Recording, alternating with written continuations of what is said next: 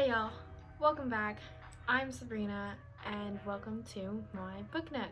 Okay, so today I'm going to be doing another book review, and the book I'm going to be reviewing today is a really popular book, even though it came out like a couple years ago, I think. If any of y'all that are watching this are on Book Talk, then this book series, or the book that this series is part of, is literally mentioned in like every single video, and it's just one of those super popular books that I guarantee if you're even interested in YA fantasy, you've definitely heard about it. I didn't read this book until like a week ago, but I read it and now I'm going to be doing a review on it. Alright, so today the book I'm going to be reviewing is The Cruel Prince by Holly Black. Like I said, this book is extremely popular, even though it came out in, I think, 2018, so like 3 years ago, but it's still really popular, and I didn't read it until like I didn't read it until like a week ago. So I didn't actually buy this book, my sister did. She bought, can you even see behind me?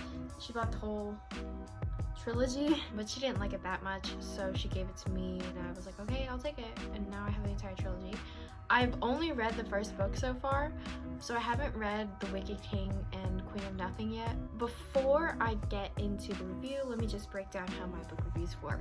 So there are 4 parts to my book reviews. In my first part, I give just my general thoughts and opinions and a brief little plot summary. Don't worry, it will be spoiler free. It's just like what you would see on the back of the book. However, the next 2 parts of my review will have spoilers. If you don't want spoilers, why are you watching this video? Why are you watching a book review? But if you just don't want spoilers, I recommend skipping past these 2 parts. So in the second part of my review, I'll be talking about plot, writing, and other elements, stuff like that. So that part will obviously have spoilers. The third part will also have spoilers, but in the third part I talk about characters, just characters I like, characters I don't like, character traits, character development. This part will also include relationships, whether that be familial relationships or romantic relationships. And the final part, part 4, will be spoiler free. That will just be my final thoughts and my overall rating of the book and answering the question, is it a must read? Great, alright. Let me just sum that up really quickly. Parts 1 and 4 will be spoiler free. Parts 2 and 3 will have spoilers. Part 1, starting off thoughts and opinions plus a brief plot summary. Part 2, plot, writing, and other elements. Part 3, characters and relationships. And part 4, final thoughts and rating. Great. Alright, now let's jump into the actual book review. Part 1, my starting off thoughts. So like I've said, this is an extremely popular book series or book. I've heard so much hype around it. I already knew who the main characters were, who the main romantic relationship was. It's really popular for being an enemies to lovers book, even though this book is like mainly politics, which is why when the book originally started getting hype, there came a second wave of, oh my god, no, this book sucks. It is not good at all. It is not an enemies to lovers. It is not worth the hype. So I came into this book with really mixed standards, because, you know, originally there was, this book is amazing, it's great, it's so worth the hype, and then came a second wave of, this book sucks. It is not good at all. Don't waste your money. Yeah, I definitely had mixed expectations coming into this book. However, I will say, this is a great book. I can see why it got the hype, and I can also see why it got the hate it did. But honestly, I think the reason it got hate was because people focused on the wrong parts of the book. Like I said, this is a mostly politics heavy book, but it's like fantasy politics, so it's not boring. But people focused on the enemies to lovers romance in this book way too much, which is why I think it got a lot of hate.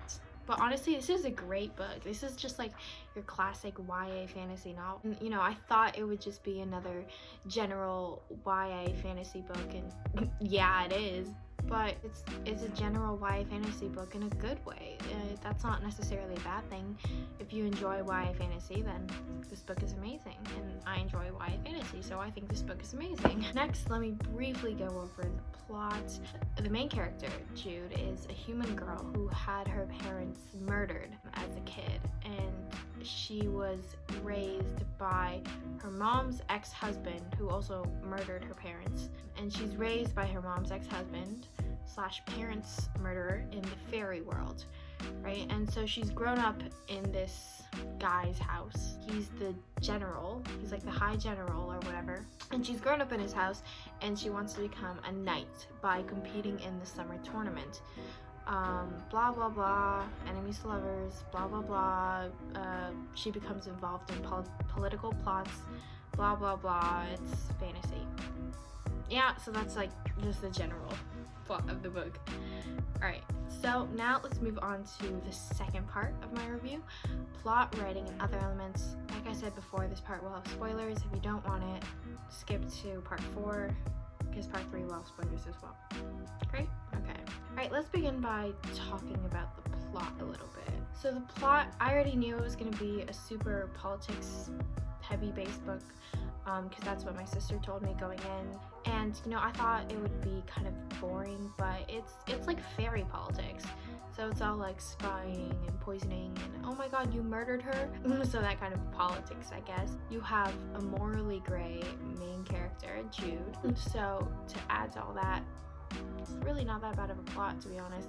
It was interesting, it was thrilling, it was well paced. I thought it was well paced. I also loved the idea of adapting to your surrounding worlds, because typically what you see in YA fantasy books is the main character, she's brought to a new world and she's like, oh my gosh, I hate it, like I just want to be normal, I don't want to be blah blah blah. But Jude, on the other hand, she adapts and she wants power and she wants to be control of this world, and you can see this is actually a conflict between her and her sister. As for the writing style, it's really easy. Not really easy, it's pretty easy to comprehend. I'd say the only hard part about understanding the book is the world building, which I admit was a bit but that's most of the world building in YA fantasy books is a bit because, you know, they have to create a whole new world anyways with a bunch of new terms, so processing it and taking it in can be a bit much.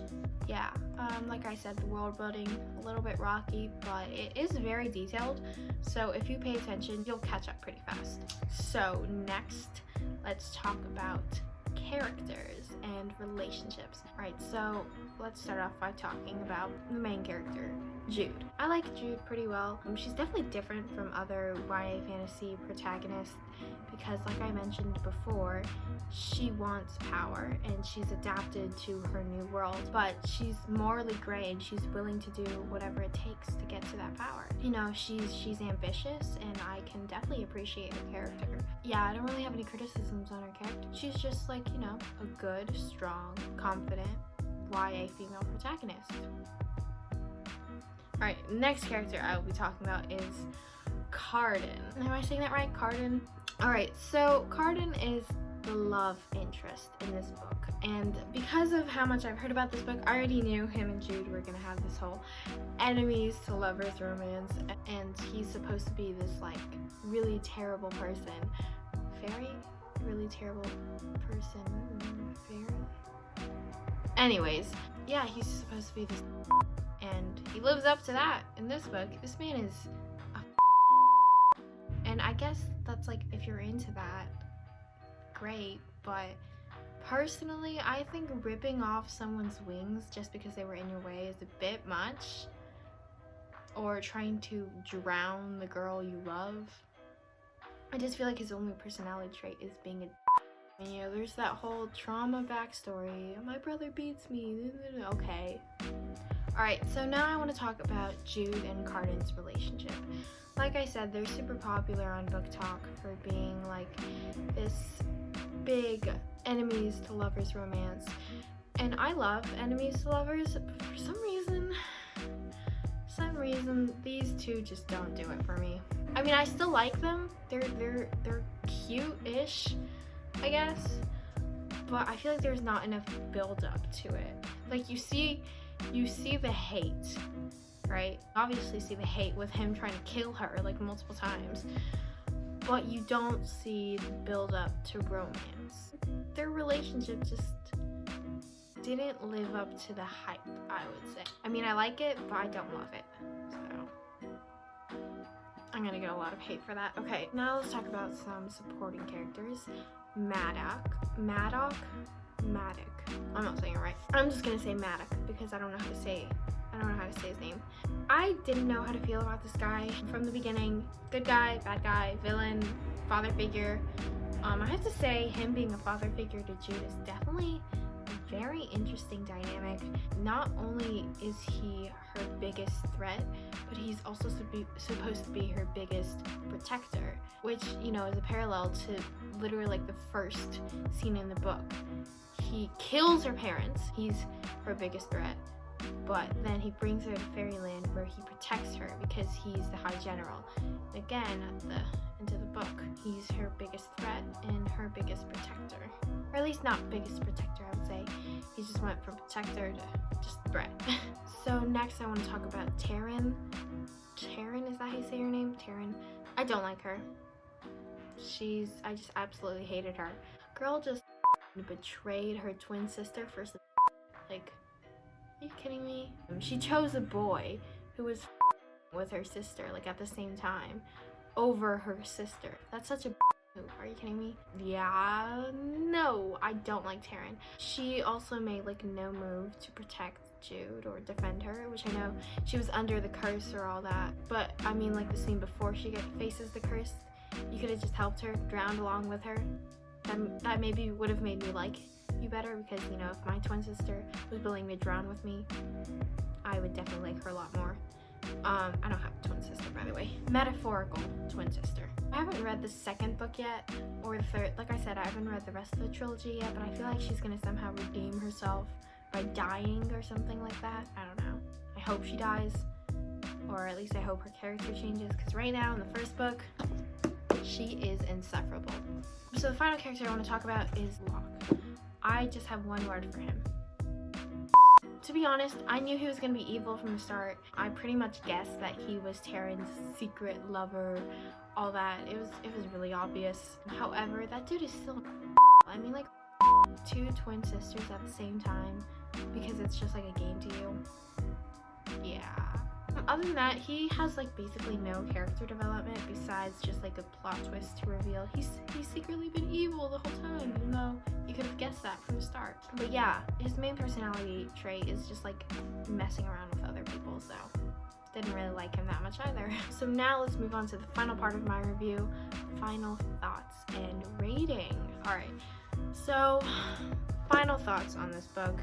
I didn't really know what to expect coming in, you know, with all the hate and all the hype. However, I was very pleasantly surprised. I really enjoyed this book. It's a great fantasy read, a little bit of romance thrown in there. It was really intriguing and it was well paced and had good writing. Overall, I rated it 4.7 out of 5. Yeah, I know, you're probably thinking, oh my god, that's so annoying. Why would you rate it a 4.7? Just round up and rate it a 5. No, because I like to be particular about my reviews. Also, I'm a very generous reviewer, to be honest. But I rated it as a 4.7 because I feel as if the book is just lacking something that I can't really put my finger on. I think it may be due to all the hype the enemies, the lovers romance in this book was given. To be honest, you know, their relationship just didn't really live up to the hype for me, so that knocked it down a little bit. Not to mention, like I said, this is a generic YA book, so it's nothing new, but that doesn't mean it's not good. It's still an amazing book, which is why I rated it a 4.7 out of 5. Is it a must read? Yes.